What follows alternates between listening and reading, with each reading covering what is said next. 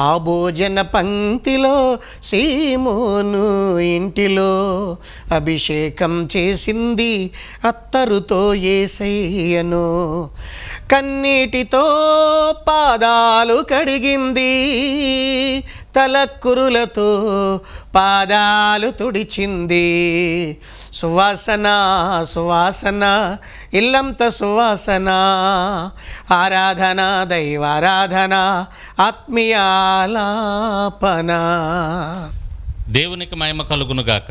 ప్రభునంతులరా, యేసుక్రీస్తు అతి పరిశుద్ధ నామంలో పునీత్ కుమార్ చేజర్ల అనే యూట్యూబ్ ఛానల్లో ఈ వీడియో చూస్తున్నటువంటి ప్రతి ఒక్కరికి కూడా మరొక మారు పాస్టర్ పునీత్ కుమార్ అయినటువంటి నేను నా హృదయపూర్వక వందనాలు తెలియజేసుకుంటున్నాను. ప్రభునంతులరా, చాలా మంచిది. మరొక మంచి కార్యక్రమం ద్వారా, ఒక మంచి సాక్ష్యం ద్వారా మీ ముందుకు రావడానికి దేవుడు కృప చూపించాడు. ఎప్పటికప్పుడు నా ప్రయత్నం, మా యవ్వనస్తులు, మా టీము ప్రయత్నం ఏంటి అంటే ఒక మంచి సాక్ష్యాన్ని లేక ఒక మంచి సందేశాన్ని, ఒక మంచి కార్యక్రమాన్ని మీ ముందుకు తేవాలని ఎప్పటికప్పుడు ప్రార్థన చేసుకుంటూ ప్రార్థనాపూర్వకంగా ముందుకు వెళుతూ ఉన్నప్పుడు దేవుడే కృప చూపించి తన మార్గాలు సరళం చేసి కొంతమంది భక్తులను మాకు పరిచయం చేసి వారిని మీ ముందుకు తీసుకురావటానికి మాకు సహాయం చేస్తూ ఉన్నాడు. దేవునికి మహిమ కలుగునుగాక. ప్రభునంతులరా, అందులో భాగంగానే మరొక దేవుని కృపలో బహుబలంగా వాడబడుతూ అవయవాలు లోపంగా ఉన్నప్పటికీ కూడా దేవుని కృపను పొందుకొని బహుబలంగా దేవుని కృపలో వాడబడుతూ ముందుకు వెళుతున్నటువంటి మరొక దైవజనుని మేము ముందుకు తీసుకొస్తూ ఉన్నాం. వారెవరో కాదు, పాస్టర్ పాల్ విక్టర్ గారు. ప్రభునంతులరా, అందులైనప్పటికీ కూడా ఆ రెండు కనులు పుట్టుకతో లేనప్పటికీ కూడా బై బర్త్ వారు అందులుగా, అంటే కళ్ళు లేని వారుగా పుట్టారు, గ్రుడ్డివారుగా పుట్టారు.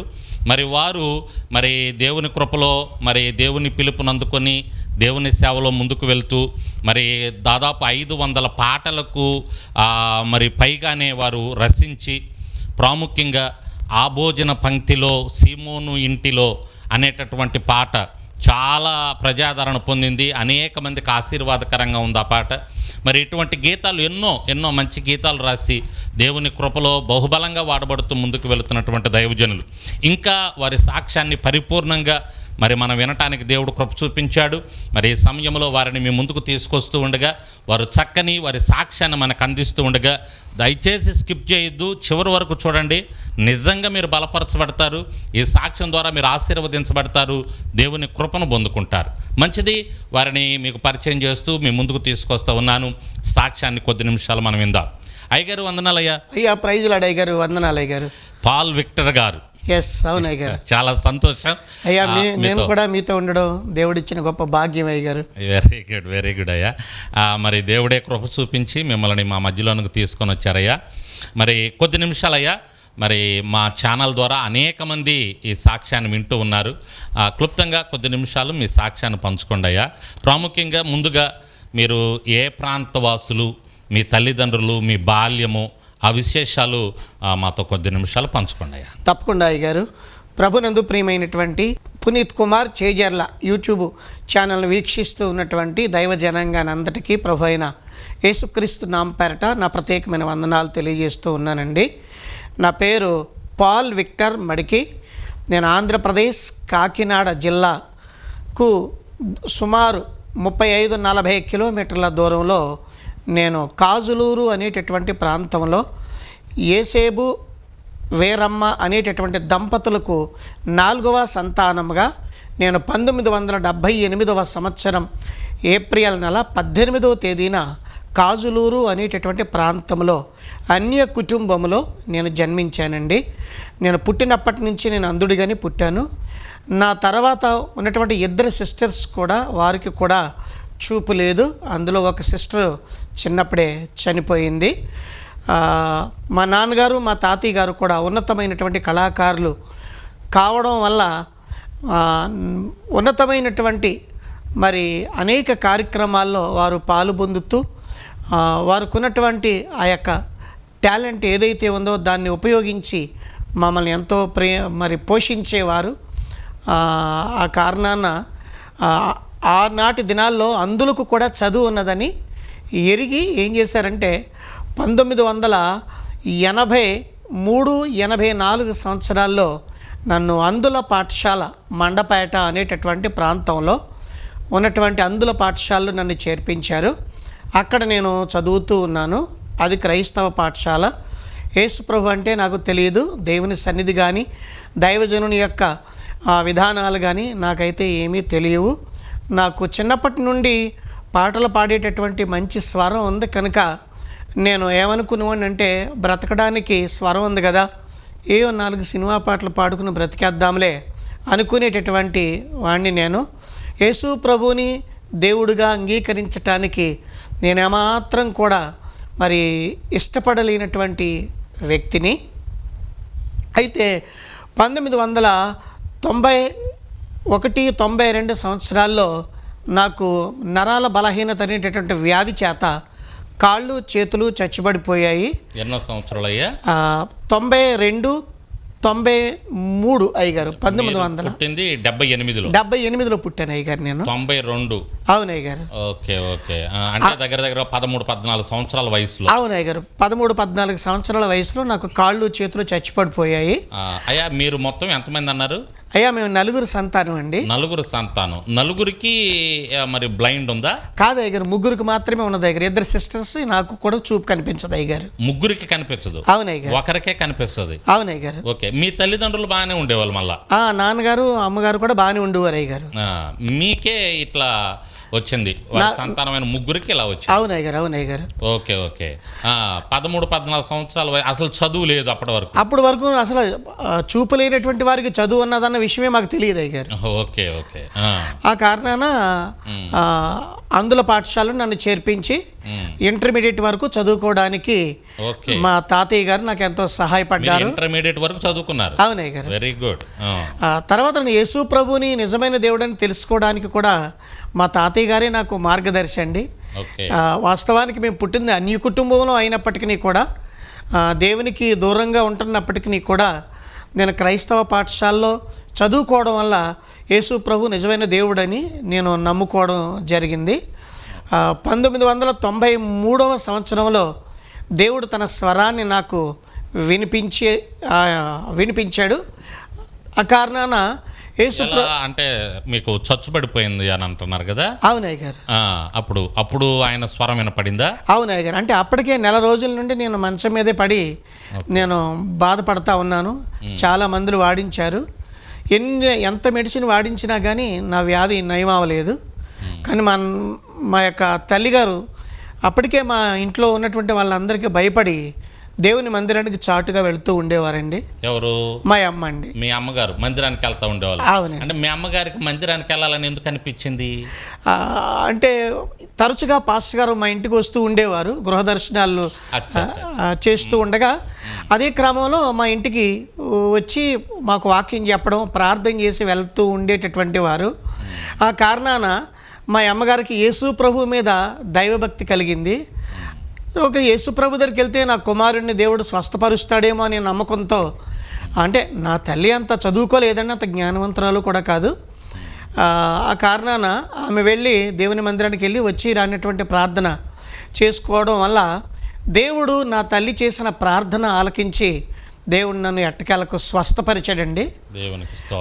ఎప్పుడైతే దేవుడు స్వస్థపరిచాడో మా అమ్మగారు చెప్తూ ఉండేవారు, బాబు మరి నీకు చూపు లేదు, నేనైతే దేవుని దగ్గరికి నేను మొక్కుకున్నాను, వెళ్ళి నా కుమారుడి సేవ చేయాలి, ప్రభువా నీ సేవకునిగా వాడుకో, నాకు 4 సంతానంలో 3 చూపులేనిటువంటి వారిని ఇచ్చావు ప్రభువా అని మా తల్లి నాకు చెప్పిన మాటలను బట్టి నేను సరే యేసు ప్రభుని నమ్ముకోమని చెప్తూ ఉన్నారు, యేసు ప్రభు కంటే అనేక మంది దేవుళ్ళు గొప్పవారు ఉన్నారు కదా అనేటటువంటి వాదించేవాడిని అండి. కానీ నా తల్లి చేసిన ప్రార్థన ద్వారా దేవుడు నాతో మాట్లాడాడు. 93వ సంవత్సరం మే నెల 5వ తేదీన ఆయన స్వరాన్ని నాకు ప్రత్యక్షంగా నేను వినగలిగాను. దేవుడు మాట్లాడుతూ ఉంటే అప్పుడు నేను అనుకున్నాను అన్నమాట, అయ్యా నువ్వు నాతో మాట్లాడుతూ ఉన్నావు కదా, మరి నాకంటే బలవంతులు భూమి మీద అనేక మంది ఉన్నారు కదా, నేను కేవలం నిష్ప్రయోజకుడిని, నేను ఎక్కడికైనా వెళ్ళాలి అని అంటే మరొక వ్యక్తి సహాయం నాకు కావాలి కదా అని అంటే, లేదు నేను నీకు తోడుగా ఉంటాను, యాకోబుకు తోడుగా ఉన్నటువంటి దేవుణ్ణి, నేను నీకు తోడుగా ఉండి నేను నిన్ను అనేక ప్రాంతాలకు తీసుకుని వెళ్ళి నేను నిన్ను వాడుకుంటాను అని దేవుడు తన స్వరం ఇచ్చి మాట్లాడాడు. అలా మాట్లాడుతూ ఉండగా అప్పుడు నేను దేవుడితో అన్నాను, అయ్యా మరి బైబిల్ గ్రంథంలో దావీదు, ఆసాపు లాంటి భక్తులు ఉన్నారు కదా, వారు పాటలు పాడి నీ నామాన్ని స్తుతించేవారు, వాయిద్యాలు వాయిస్తూ నీ నామాన్ని ఆరాధన చేసేవారు కదా. నా ఎడల నీ పిలుపు, నీ ఏర్పాటు అనేది ఉన్నట్లయితే నేను కూడా నీ కొరకు ఒక బలమైనటువంటి సాధనముగా వాడబడడానికి నాకు కూడా మరి తలాంతులు కావాలని ఆయనంటే ఆయన నా నోటిని ముట్టాడు. నా నోటిని ముట్టి తన మాటల చేత నింపాడు. అప్పటి నుంచి నేను దేవుని స్తుతించడానికి పాటలు రాయడం ప్రారంభించానండి. 1993వ సంవత్సరం నుంచి.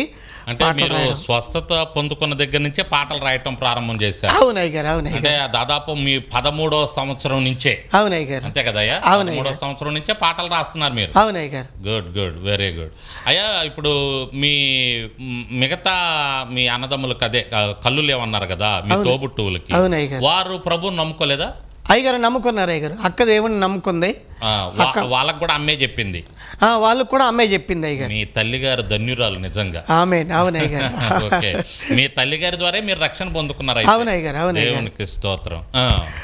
తర్వాత 2002వ సంవత్సరంలో నేను అడుగు పెట్టిన తర్వాత ఇంకా పాటలు రాస్తూనే ఉన్నాను.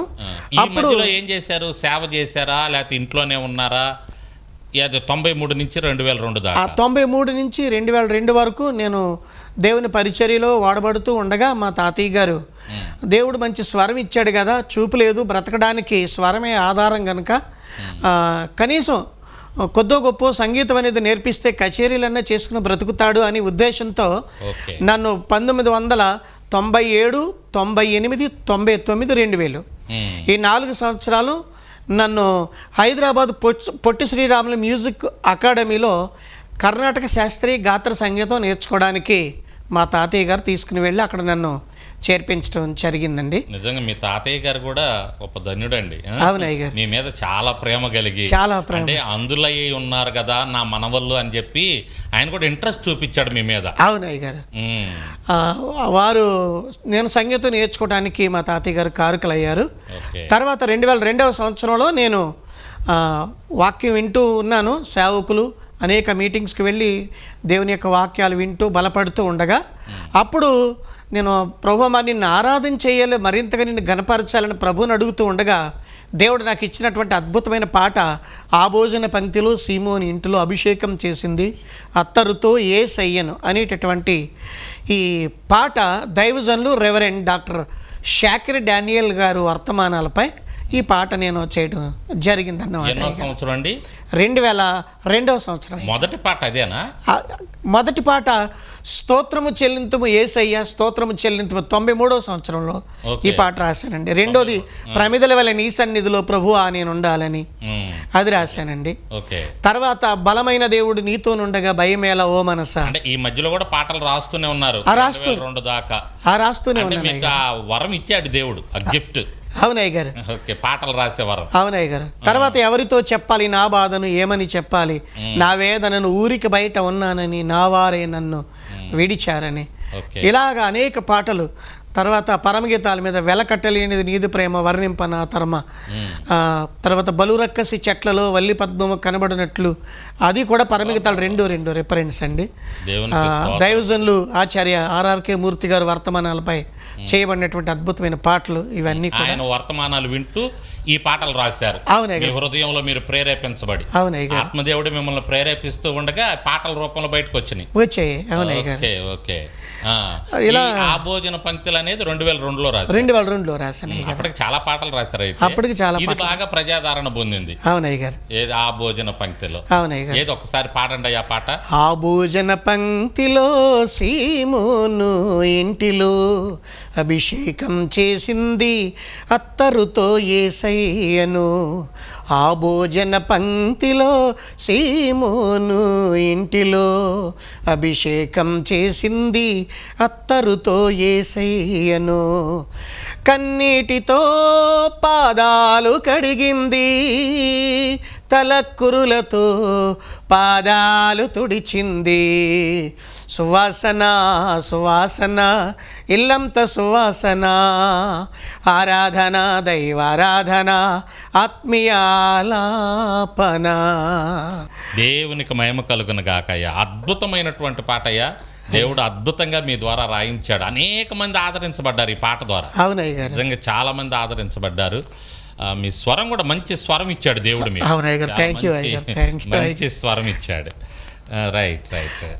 తర్వాత 2002వ సంవత్సరంలో మా నాన్నగారు నాకు వివాహం చేయాలని చాలా సంబంధాలు చూసేవారండి. అప్పటి వరకు మీరు మీ గృహంలోనే అక్కడే భోజనం చేస్తూ, అవునండి, మీ తల్లిదండ్రుల దగ్గరే ఉన్నారు. ఆ తల్లిదండ్రుల దగ్గరే ఉంటూ అక్కడే వారు చూసుకునే వాళ్ళయ్యా మిమ్మల్ని.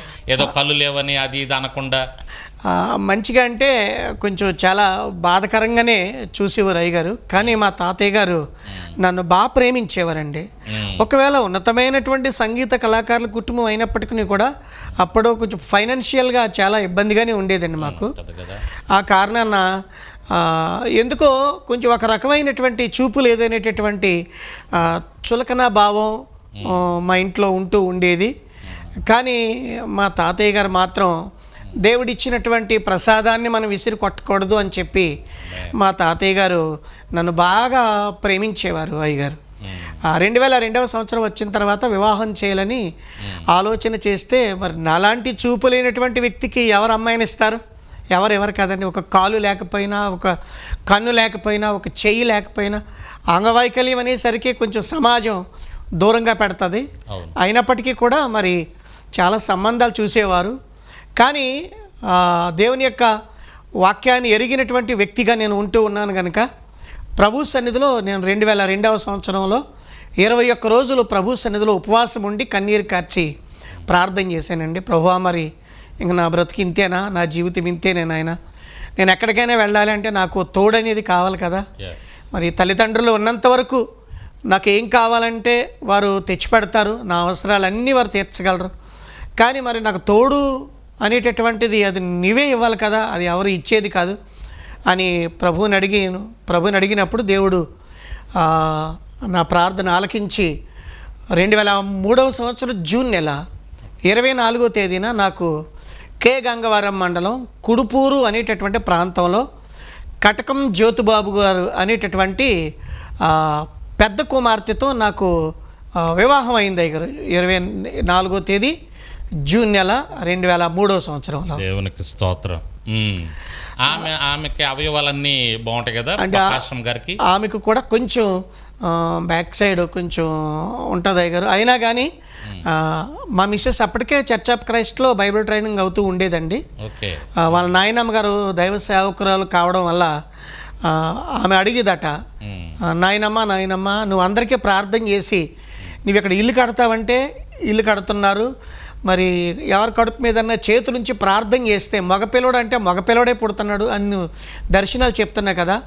నేను చూస్తే మరి బలహీనరాలుగా ఉన్నాను, నాకు వివాహం అవుతుందా అవదా, నువ్వు ప్రార్థన చేసి నాకు చెప్పు నాయనమ్మ అని అడిగితే అప్పుడు ఆమె అన్నదటండి నా భార్యతో, నాకు చూపించిన దేవుడే నీకు కూడా చూపిస్తాడు కదమ్మా, నువ్వు కూడా ప్రార్థన చేయి, నాకు బయలుపరిచిన దేవుడు నీకు కూడా బయలుపరుస్తాడు అని అనగానే మా మిస్సెస్ నా కొరకు మరి తన యొక్క జీవితం కొరకు ప్రార్థన చేసినప్పుడు దేవుడు నన్ను ఆమెకు దర్శనంలో చూపించాడు అయ్యగారు. దేవునికి స్తోత్రం. ఆ కారణాన్ని బట్టి 2003వ సంవత్సరం జూన్ నెల 24వ తేదీన నాకు వివాహం అయింది. అందరూ అంటూ ఉండేవారు, మీ భార్య చూస్తే అలా ఉంది, ఈయన చూస్తే చూపు లేదు, ఇద్దరు బలహీనలే కదా, వీళ్ళకి పుట్టేటటువంటి పిల్లలు కూడా ఇలాంటి వాళ్ళే పుడతారు అని చాలా హేళనగా మాట్లాడేవారండి. కానీ నేను మాత్రం ఒకటే విశ్వాసం, నా దేవుడు నమ్మదగిన దేవుడు. ఎందుకంటే వైద్య శాస్త్రాన్ని కూడా తారుమారు చేయగలిగినటువంటి శక్తి ఒక దేవాతి దేవునికి మాత్రమే ఉన్నదని చెప్పి నేను ఏమాత్రం కూడా అధైర్యపడలేదండి. నేను ధైర్యంగానే ఉన్నాను. 2005వ సంవత్సరంలో 3వ తేదీన దేవుడు నాకు కుమారుణ్ణి ఇచ్చాడు గారు. కుమారుణ్ణి నా భార్య అప్పటికే మరి సులువైనటువంటి ప్రసవం అవలేదు కనుక ఆమెకు ఆపరేషన్ చేసి బాబుని తీశారు. అందరూ వెళ్ళి బాబుని చూసి వస్తూ ఉంటే నాకు కూడా నా కుమారుడిని చూడాలని ఆశ కలిగింది. ఆశ కలిగినప్పుడు నేను కూడా వెళ్ళి ఆ బిడ్డను ఎత్తుకుని దేవా మరి ఈ బిడ్డకి అన్ని అవయవాలు ఇచ్చావు కదా, ఈ బిడ్డ ఎలాగున్నాడో నేను చూడలేదు కదా ప్రభువా బాధాకరం అని చాలా వేదన చెందేవాడినండి.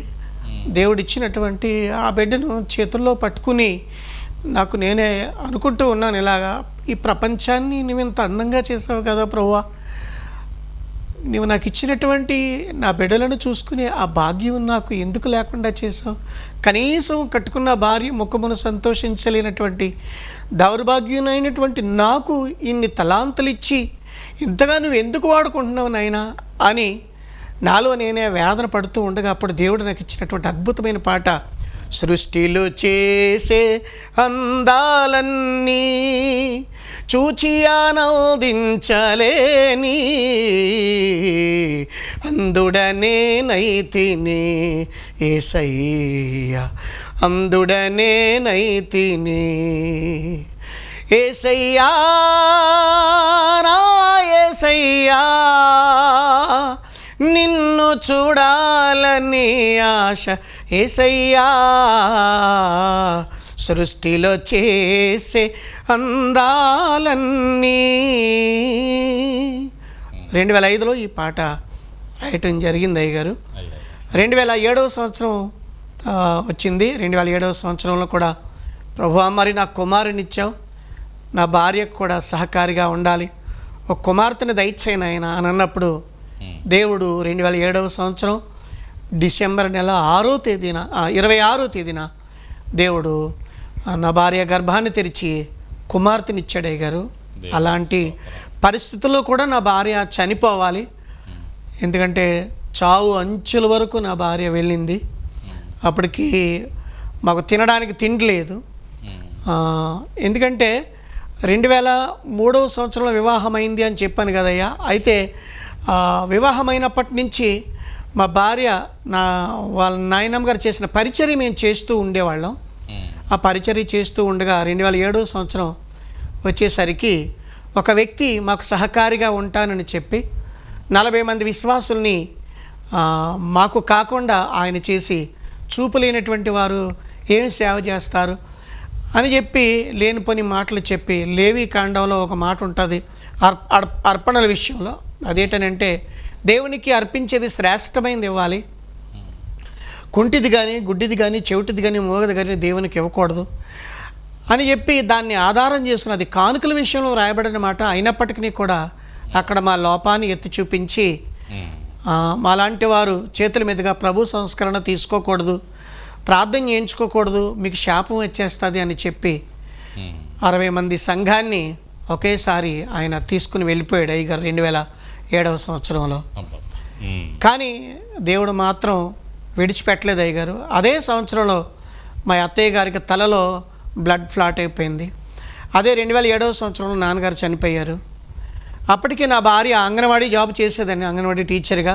అది కూడా వాళ్ళ మేనత్త గారు జాబ్ చేస్తూ ఉండేది. ఎందుకంటే వాళ్ళ మేనత్త కొంచెం బలహీనంగా ఉండటం ద్వారా, అనారోగ్యంగా ఉండటం వల్ల ఆ జాబు ఆమె చేస్తూ ఉండగా మాకు దేవుని పరిచర్యే కావాలి కానీ ఉద్యోగాలు మాకు వద్దని చెప్పి మమ్మల్ని చూసుకోవటం కోసం నా భార్య ఉద్యోగాన్ని కూడా రిజైన్ చేసేసిందండి.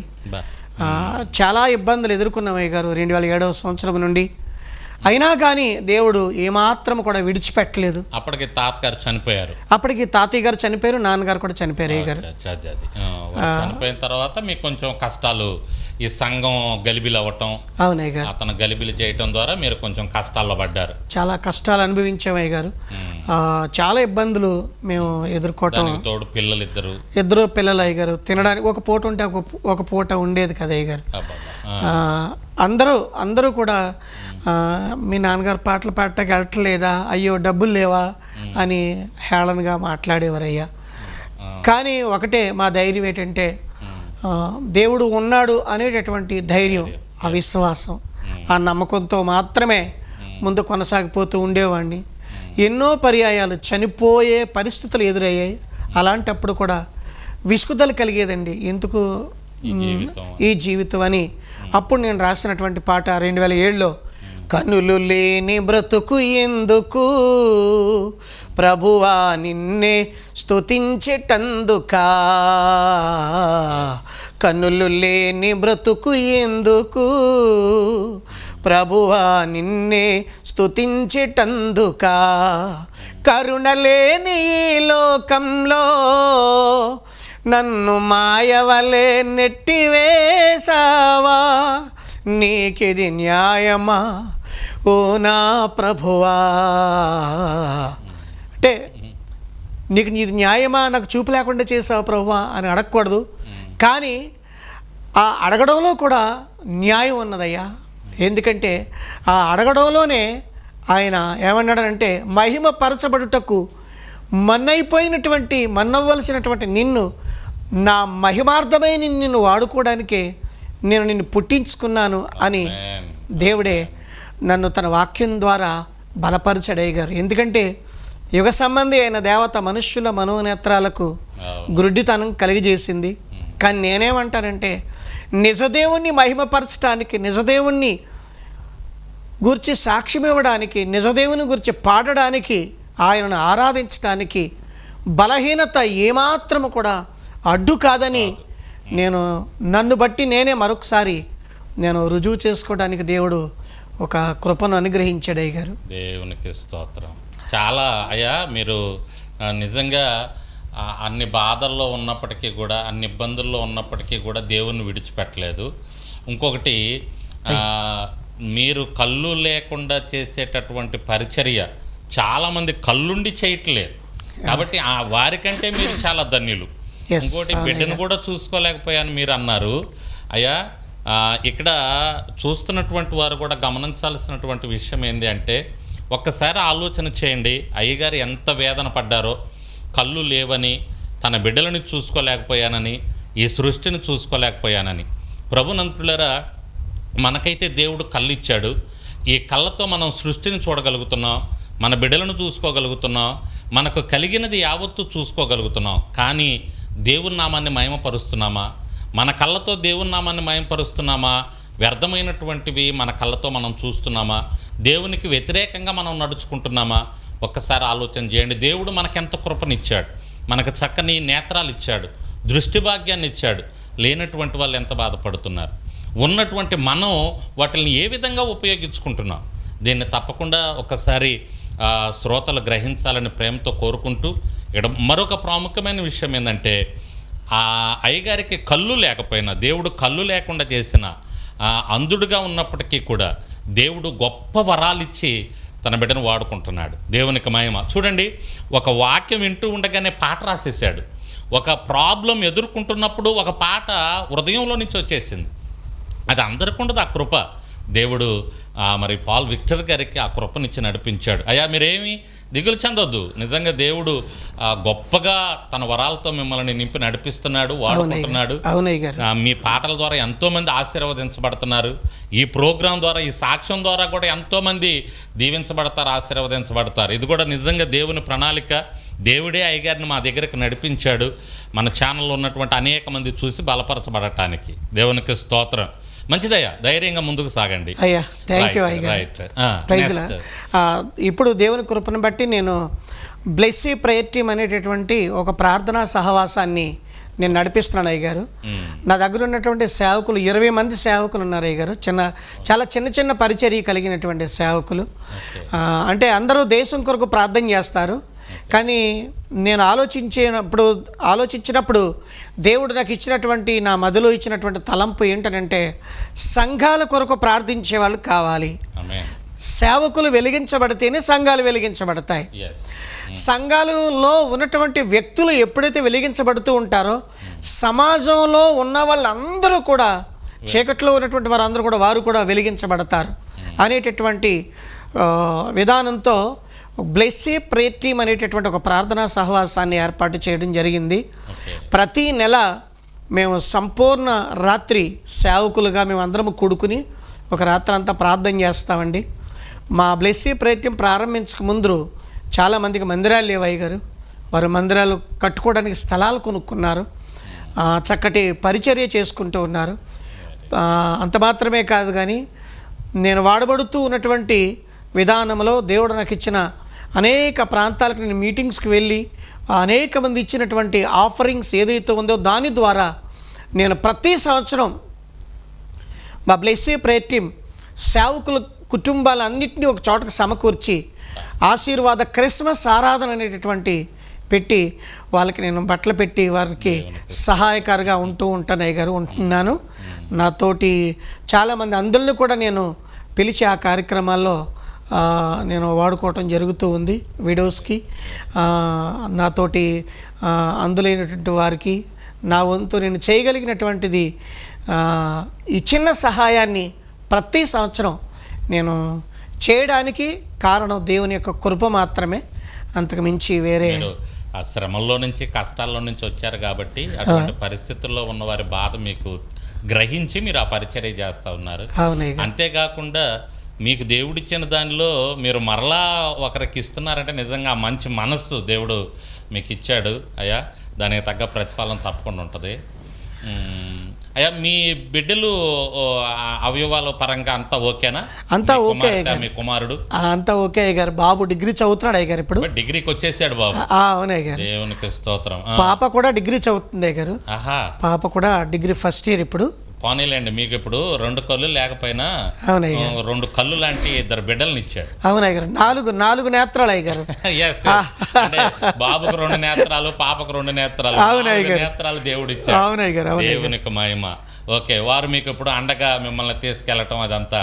అప్పుడు నేను ఇక్కడికి రావడానికి గల కారణం కూడా మా బాబు సహాయంతో నేను ఇక్కడికి రావటం జరిగింది అయ్యారు. నేను తీసుకొని అవునయ్యారు, అనేక ప్రాంతాలుగా అయ్యారు, రే అనక పగలనక బాబే తీసుకుని వెళ్ళి ఎంత శ్రమ అయినప్పటికీ కూడా దేవుని పరిచర్యలో వాడబడుతూ ఉన్నాం అయ్యారు. జరుగుతున్నారు బాగా. అవునయ్యారు, కృపలో నడిపిస్తున్నాడు. అవునయ్యారు, చాలా సంతోషం. నాకున్నటువంటి ఆశ ఏంటంటే ఈ ఊపిరి ఆగిపోయే వరకు ప్రభు కొరకు వాడబడాలనేటటువంటిది నా తపన అయ్యారు. అంతకు మించినటువంటి ఆశ ఏమీ లేదు అయ్యా. భవిష్యత్ ప్రణాళికలు ఏమైనా ఉన్నాయా? ఏం చేయాలనుకుంటున్నారు అయ్యగారు? భవిష్యత్ ప్రణాళికలు అంటే దేవుని పరిచర్యలో బాగా వాడబడాలనేటటువంటిది ఆశ నాకు. ఎందుకంటే నాకు ఇచ్చినటువంటి ప్రేయర్ టీంని నేను ముందుకు నడిపించుకుంటూ ఇంకా అనేక మంది సేవకులకు ప్రోత్సాహకరంగా ఉండాలనేటటువంటిది నా యొక్క ఉద్దేశం అయ్యారు. ఎందుకంటే దేవుడు తినడానికి ఆహారం ఇచ్చాడు, ఉండడానికి ఇల్లు ఇచ్చాడు. ఆయన పనిలో మనం ముందు కొనసాగితే నాకు కావలసినవన్నీ ఇంకా ఆయనే ఇస్తాడు అనేటటువంటి విశ్వాసం, ధైర్యం కూడా అయ్యారు. మీరయ్యా లేటెస్ట్గా రాసిన పాట ఏదైనా ఉందా? మహిమ గల రాజా మహిమ నీకేనయ్యా, మన్నైన నన్ను మహిమకు మార్చిన మహిమ గల దేవా, ఆరాధన ఆరాధన ఆరాధన నా కన్న తండ్రి నీకేనయ్యా, స్వీకరించు స్వీకరించు హృదయర్పణ, ఆరగించు ఆరాధన. తర్వాత ఎవరితో చెప్పాలి నా బాధను, ఏమని చెప్పాలి నా వేదనను, ఊరికి బయట ఉన్నానని నా వారే నన్ను విడిచారని, నా వారే నన్ను విడిచారని. అద్భుతమైన పాటలు అయ్యా. ఇవన్నీ పాటలు మొత్తం పాడగలరు కదా? మొత్తం ఉండేగా మీ మైండ్ లో? ఉన్నాయి గారు, మొత్తం చివరి వరకు 500 పాటలు. అవునాయి గారు, మీరే ఉంటారు అయ్య గారు. కొన్ని పాటలు వెలుగులోకి రాలేనటువంటి పాటలు.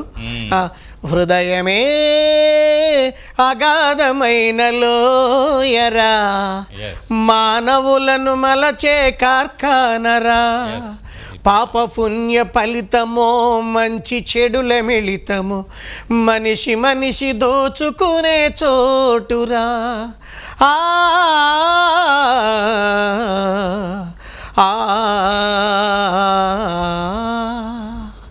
తర్వాత ఆదరి చేరే దారే కనరాదు, సంధ్య వెలుగు కను మరుగైపోయే, నా జీవితాన సీకటులే మూగే, ఆదరి చేరే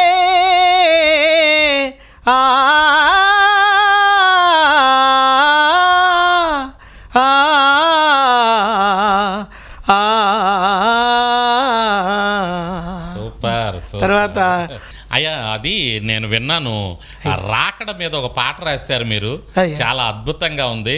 యూట్యూబ్లో కూడా అది చాలా మంది చూశారు, చాలా మందికి అది పాడుకుంటారు, చాలా మందికి ఇష్టమైన పాట అది. ఒక్కసారి ఆ పాట అనండలా. అయ్యా, రాకడొస్తోందిరా రైలు బండిలాగా, కోత వేస్తోందిరా కడబొర ధ్వనిలాగా, అది యేసుక్రీస్తు రెండో రాకడా, పరిశుద్ధులకది పండుగ లాంటిదిరా, అది యేసుక్రీస్తు రెండో రాకడా, పరిశుద్ధులకది పండుగ లాంటిదిరా, రాకడొస్తోందిరా రైలు బండిలాగా, కోత వేస్తోందిరా కడబొర ధ్వనిలాగా. సూపర్ సూపర్, చాలా అద్భుతమైనటువంటి పాటలయ్యా. అసలు మీరు చింతించాల్సిన అవసరమే లేదయ్యా, దేవుని కృపలో చాలా సంతోషించాలి. ఎందుకంటే అద్భుతమైన పాటలు రాసి మీరు అనేక మందికి ఆశీర్వాదకరంగా ఉండాలి. నిజంగా అయ్యా, ఇన్ని పాటలు రాయడానికి గల కారణం కేవలం దేవుని కృప ఒక ఎత్తు అయితే, రెవరెండ్ డాక్టర్ శాకర్ డానియల్ అయ్య గారు 2003 సంవత్సరంలో మాకు పరిచయం అయ్యారు. వారు హైదరాబాద్ మహాపట్నంలో న్యూ అబీస్పేటలో దేవుని పరిచర్య చేస్తూ ఉన్నారు. ఇటీవల కాలంలోనే ప్రత్యక్ష గుడారము, దేవుని నివాసము, దైవ స్వరము వినిపించే స్థలము, దైవ స్వరము వినిపించే స్థలము, ప్రార్థనా మందిరం, హల్లెలూయా హల్లెలూయా, నీకేన స్తుతియాగము. ఈ పాట కూడా దైవజనుల వర్తమానాలపై చేయబడినటువంటి పాటలండి. చాలా ఇలాంటి పాటలు, చాలా పాటలు రాయడానికి దేవుడు కృప ఇచ్చాడు అయ్య గారు. ఇంకా రాస్తూనే ఉన్నాను, ఇంకా రాస్తూనే ఉన్నాను. మీరు దేవుని రాకడ పర్యంతం, మీ జీవిత పర్యంతం మీరు రాస్తూనే ఉంటారు. ఆ కృప దేవుడు ఇస్తూనే ఉంటాడు. మీ కొరకు మేము ప్రార్థన చేస్తూనే ఉంటాం. ఈ కార్యక్రమం చూసేవాళ్ళు కూడా తప్పకుండా మీ కొరకు ప్రార్థన చేస్తారు అయ్య గారు. దేవునికి స్తోత్రం. అయ్యా, మీకు ఇప్పుడు అసలు కనపడదు, అసలు కనిపించదు అయ్య గారు, అసలు ఒక్క పాయింట్ కూడా కనపడదు. లేదు, మొత్తం అంతా చీకటి అయ్య గారు, అంతే చీకటి అయ్య గారు. ఆ కారణాన్ని దాన్ని దృష్టిలో ఉంచుకునే ఏమో నా కుమారుడిని నేను ఎత్తుకుని ఏమీ కనిపించలేని పరిస్థితిలో ఉన్నాను కనుక, కడుపులోని చీకటే, భూమి మీద పడిన తర్వాత కూడా చీకటే నా జీవితం అని చెప్పి, అప్పుడు ఈ పాట, సృష్టిలో చేసే అందాలన్నీ చూచి ఆనందించలేని అంధుడ నేనైతిని యేసయ్య, అంధుడ నేనైతే, కనులున్న కనరాని మార్గమున నన్ను చేయిపట్టి నడిపించే వారెవరు. ఎందుకంటే 2007వ సంవత్సరంలో నా భార్య మరణ పంచుల వరకు వెళ్ళిపోయిందండి. 5 కేజీల పాప కడుపులో పెరిగిపోయింది. డాక్టర్స్ అన్నారు ఆపరేషన్ చేసి పాపను తీసి, బ్రతికితే పాప బ్రతుకుతుంది, లేకపోతే మీ భార్య బ్రతుకుతుంది అని అన్నారు. ఇద్దరిలో ఒక్కరే బ్రతుకుతారు అని అన్నారు. కానీ నా భార్య కానీ చనిపోతే ఇంక నాకు ఏమి లేదని ఇంకంతా శూన్యం. ఇద్దరిని బ్రతికించాడు కానీ దేవుడు, ఇద్దరిని బ్రతికించాడు అయ్య గారు, దేవుడు ఇద్దరిని బ్రతికించాడు. ఇప్పుడు చక్కగా మీ పాస్టమ్ గారు, బిడ్డలు మీరు కలిసి చక్కగా దేవుని సేవలో ముందుకెళ్తున్నారు. అవునయ్యా, వెరీ గుడ్, వెరీ గుడ్. అయ్యా, ఈ కార్యక్రమం ద్వారా ఇంకా అనేక మంది మీ గురించి తెలుసుకుంటారు, తప్పకుండా మీ కొరకు ప్రార్థన చేస్తారు. అయ్యా, ధైర్యంగా ఉండండి, ఇంకా బహుబలంగా దేవుడు మిమ్మల్ని నడిపించుకుంటాడు. అయ్యా, ఇప్పుడు మీ వాక్యాలు మీరు ఎలా సిద్ధపడతా ఉంటారు? అయ్యగారు, నేను బ్రెయిలీ లిపి నేర్చుకున్నాను అయ్యగారు. ఓకే, ఆ బ్రెయిలీ లిపి నేర్చుకున్నాను. తర్వాత దేవుని కృపచేత నేను ఒక 2 years బైబిల్ ట్రైనింగ్ కూడా అయ్యాను. ఓకే, ఆ కారణాన్ని బట్టి నాకు ఏదైనా అవసరం, ఏదైనా రాసుకోవాలి, ఏదైనా చదువుకోవాలి అనుకుంటే నేను మరి చదువుకోలేను కాబట్టి నా భార్య నాకు చదివి పెడతాదండి, తను చదువుతుంది. ఆ కారణాన ఇప్పుడు పిల్లలు కూడా వచ్చారు, పిల్లలు కూడా ఉన్నారు కాబట్టి ఇక నాకు ప్రాబ్లం ఏ లేదు అయ్య గారు. Very good, very good. చాలా సంతోషం అయ్యా, చాలా మంచి విషయాలు, చాలా మంచి సాక్ష్యాన్ని మీరు మాతో పంచుకున్నారు. చాలా సంతోషం. ప్రభునంతులరా, మరి చక్కని సాక్ష్యాన్ని మీరు చూశారు కదా. మరి దైవజనుడు పాల్ విక్టర్ గారి గురించి మీరు విన్నారు. వారు పుట్టుకతో అందులైనప్పటికీ కూడా ఎన్నో శ్రమలు, ఎన్నో కష్టాలు ఎదురైనప్పటికీ కూడా దేవుడు విడిచిపెట్టకుండా ఏ విధంగా నడిపించాడో, ఇటువంటి వారికి దేవుడు ఒక లోపాన్ని ఇచ్చినప్పటికీ కూడా ఎన్నో తన వరాలనిచ్చి, తన కృపావరాలనిచ్చి, గిఫ్ట్లు ఇచ్చి వారి ద్వారా అనేక మందికి ఆశీర్వాదకరంగా ఉండటానికి దేవుడే ఇటువంటి వారిని వాడుకుంటూ ఉన్నాడు. ప్రభునందు పిల్లరా, ఒకవేళ మీలో ఎవరైనా సరే ఏదైనా శరీర లోపం ఉన్నటువంటి వాళ్ళు చూస్తే ఏం బాధపడకండి, భయపడకండి. దేవుడు మిమ్మల్ని వాడుకుంటాడు. దేవుని మీద ఆధారపడండి, ఆయన మిమ్మల్ని వాడుకుంటాడు. ప్రభునందు పిల్లరా, బలవంతులను సిగ్గుపరచుటకే ఆయన బలహీనులను వాడుకుంటూ ఉన్నాడు. చూడండి, మరి లోపం ఉంది కానీ చూడండి, ఎంతోమంది మరి కళ్ళు ఉన్నటువంటి వారు చేయలేనటువంటి పని అందులో ఆయన పాల్ విక్టర్ గారు చేస్తున్నారు. అనేక మందికి ఆదర్శంగా ఉన్నారు, అనేక మందికి ఆశీర్వాదకరంగా ఉన్నారు. ఎస్, మన దేవుడు గొప్ప దేవుడు. యేసయ్య గొప్ప దేవుడు, గొప్పగా మనల్ని నడిపించే దేవుడు, గొప్పగా మనల్ని ఆదరించే దేవుడు, అనేక అద్భుతాలు మన జీవితాల్లో జరిగించి నడిపించే దేవుడు. లోపం ఉన్నా కూడా భయపడొద్దు. నాకు అది లేదు ఇది లేదని ఒకవేళ సేవకులు చూస్తూ ఉంటే మీరు కూడా చింతపడాల్సిన అవసరం లేదు. సమస్తమును నడిపించగలిగినటువంటి సర్వ సృష్టికర్త అయిన యేసయ్య మనతో ఉన్నాడు. ఆయన మనల్ని నడిపిస్తాడు.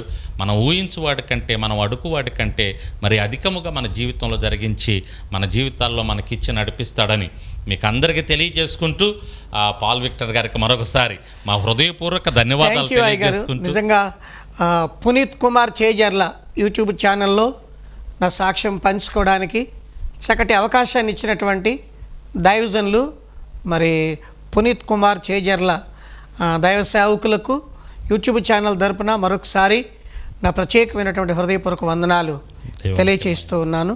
అయ్యా, నా కొరకు, నా కుటుంబం కొరకు మీ అనుదిన ప్రార్థనలో జ్ఞాపకం చేసుకోమని మనవి చేసుకుంటూ ఉన్నాను అయ్యగారు. థ్యాంక్ యూ అయ్యగారు. థ్యాంక్ యూ వెరీ మచ్ అయ్యా. ప్రైజ్ లార్డ్ అయ్యగారు. థ్యాంక్ యూ అయ్యగారు.